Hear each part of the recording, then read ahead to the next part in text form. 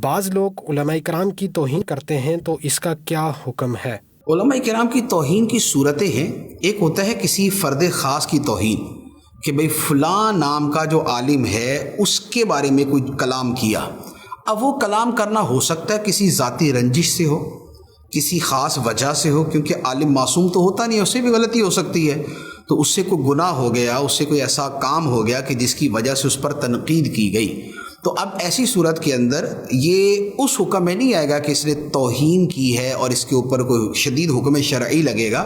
ہاں یہ ہے کہ اگر وہ غیبت کی صورت ہے تو پھر وہ غیبت کے طور پہ حرام ہوگی، اگر وہ بہتان کی صورت ہے تو وہ بہتان کی صورت میں حرام ہوگی، اگر وہ اشاعت فاحشہ کی صورت ہے یعنی کہ کسی کی برائیوں کو پھیلانا، اگر یہ وہ صورت ہے تو یہ اس میں داخل ہو کے اس کے اعتبار سے گناہ ہوگی، حرام ہوگی. کیونکہ حکم شرعی یہ ہے کہ جو سچے علماء ہیں، جو صحیح العقیدہ علماء ہیں، ان کی خطاؤں کو چھپایا جائے. کیونکہ خطا سرزد تو ہو ہی سکتی ہے، ایسا تو نہیں ہے کہ جو عالم بن جاتا ہے تو وہ گناہوں سے بالکل معصوم ہو جاتا ہے، ایسا تو ہے نہیں، لہذا اس خطا ہو سکتی ہے. اب اگر کسی سے ایسی خطا سرزد ہو جائے تو اسے چھپایا جائے.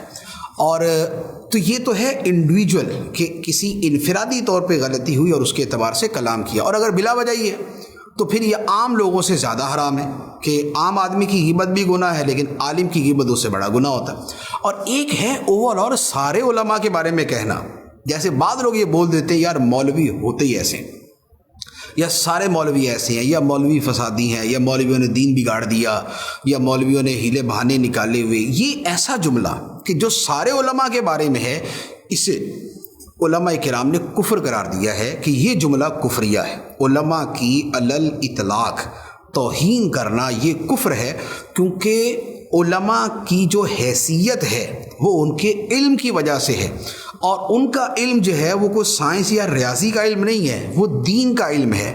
تو گویا عالم عالم دین ہے، اس کا علم علم دین ہے. تو اب اس کی مطلقاً توہین کرنا علماء کی، یہ گویا اس علم دین کی توہین ہے. علم دین کی توہین یہ دین کی توہین ہے اور یہ کفر ہے.